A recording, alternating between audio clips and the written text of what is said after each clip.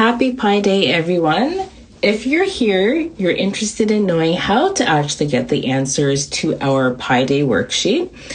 What I will do is I will walk you through each of the questions. If you have any additional questions regarding circumference or anything geography related, please feel free to reach out to me. My inbox is always open. So let's get into these questions. So the first question stated, a circle has a diameter of 12 centimeters.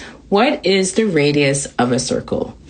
So if we take a look at this particular question, we know that the diameter is from one edge of a circle to another. And the radius is half of the diameter.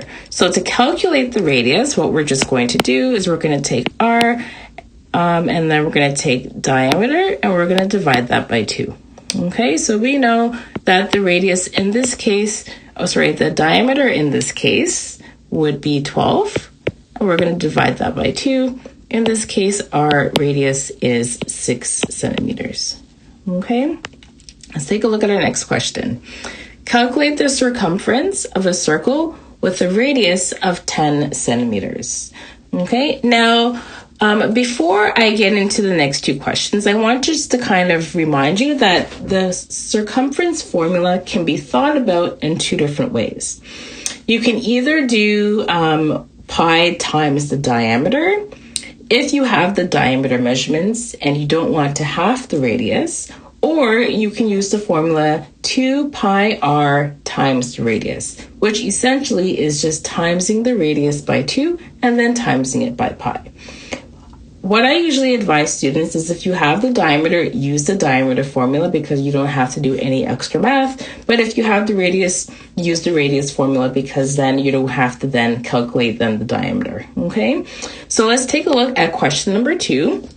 It says, calculate the circumference of a circle with a radius of 10 centimeters. Okay, so again, because we have here the radius, I'm going to use the radius formula. Okay, so I am going to go C for circumference equals 2 pi r. Okay, now it's always really helpful that you show the work when you go through your questions. Okay, so then I'm going to go C equals 2 times pi times 10. Okay, then I am going to go using my calculator. I'm going to put that information in. I'm then going to go 2 times and then 3.14, which is the approximate value of pi, times 10. Okay, when I multiply all of those numbers together in my calculator, I'm going to get an answer of 62.8 centimeters. Okay, so again, it's always easier just to use the approximate value of pi because pi itself is an irrational number and it does go on essentially forever. Okay, so when we're just using short calculations, it's always just really helpful just to use 3.14 in your calculator. Okay, let's take a look at question number 3. So this one is asking us to calculate the circumference of a circle with a diameter of 15 centimeters. Okay, so in this case, I'm going to use the diameter formula. Okay, so I'm going to go C equals, and I'm going to go pi times the diameter. And then I'm going to go C equals pi times, and then in this case, the diameter is 15. Okay, so C equals 3.14 times 15. When I put that information into my calculator, I then get an answer of 47.1 centimeters. Okay, so that is the answer for question number 3. Let's take a look at our real-world application question. So we have a circular track that has a radius of 7 meters. Now, I always advise students when we're dealing with geometry to draw the figure because it gives you a very good visual of the object that you're actually trying to enter. Okay, so what I'm going to do is I'm going to enter a circle here. Okay, so I'm just going to add this in like this. Okay, so let's go over the question again. So we know that the radius in this case is 7 meters. So that goes from here to here. We know that there would be 7 meters. Okay, so again, we're just going to use the radius formula in this case because it's just easier to use the radius formula because we don't have to then do anything with the diameter. Okay, so we're then going to go C equals, okay, pi times 2 times r. Okay, we're then going to go C equals 3.14 times 2 times 7. Okay, C equals 3. Oops, sorry, let me just erase that. So after I put that information then into my calculator, I'm then going to get an answer of 43.96. Now the answer asks us to round our answer to the nearest whole number. So when we round that, we're then going to get an answer of then 44 meters. Okay. Now let's take a look at the second part of the question. It says, what is the distance covered by an athlete running 3 complete laps around the track? Now, if we know that the distance around the track is once, if we're trying to calculate the distance around the track 3 times, we're essentially going to take that answer and then we're going to multiply it just by 3. So I'm going to go 44 times 3.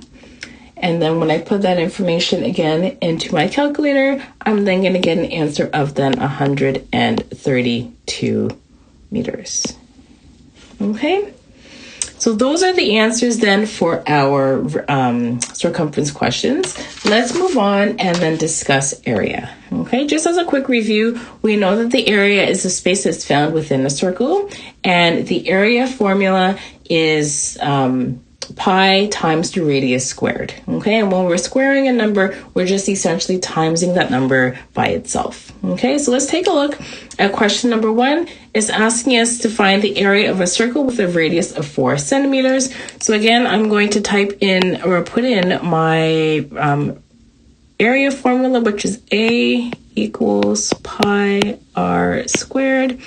I'm then going to fill in the blanks. I'm then going to go 3.14 times, and then my radius in this case is 4 and squared. When I'm squaring a number, I'm just going to go 4 times 4. 4 times 4 again is going to give me an answer of 16. When I put those numbers into the calculator, I'm then going to get an answer of 50.24 centimeters squared. Okay, let's take a look then at the question number 2. Again, this one was asking us to find the area of a circle with a diameter of 16 centimeters. In this case, they've given us the diameter. We know that the diameter is the entire distance from one end of the circle to the other, but we're trying to calculate, in this case, the radius. We know that the radius is half the diameter, so that's the very first step. Okay, so I'm just going to put a line down here. Okay, so I'm going to go D equals, and then I'm going to go, sorry, let me just erase that because in this case we're trying to find the radius, sorry. We're going to go radius equals diameter divided by 2. Again, we're going to go R equals, and then 16, divide that by 2, and then R equals 8. Okay, so we're going to use 8 as our number that is going to go into this question. Okay, so let's go ahead and find the area of the circle. Again, A equals, and then pi times the radius squared. A equals 3.14 times 8 squared. 8 squared is 64. When we put that information then into our calculator, we're then going to get an answer of 200.96 centimeters squared. Okay, let's take a look now at our real world application questions. We had 2. So the first one says the radius of a circular garden is 5 meters. What is the area of the garden in square meters? And then they're asking us again to round our answer to the nearest whole number at the end. Okay, so again, we're going to go A equals pi r squared. A equals 3.14 times 5 squared, 3.14 times 25 equals 3.14 times, and then we're going to put that information then, into our calculator. And then we are going to get an answer of 78.5. Okay, now when we round that, we're going to get an answer then of 79 meters squared. Okay, and let's take a look at our last question. We have a circular swimming pool has a radius of 10 meters. What is the area of the pool inside? What is the area of the pool, in square meters? And again, they're asking us to round the answer to the nearest whole number. So again, I'm going to go A equals, again, pi r squared. A equals 3.14 times, and then the radius here is 10 squared, equals 3.14 times 100. Okay, and then when I put that information into my calculator, I'm going to get an answer of 314 meters squared. Okay, I hope those answers there were helpful for you. Again, if you have any additional questions, please feel free to reach out.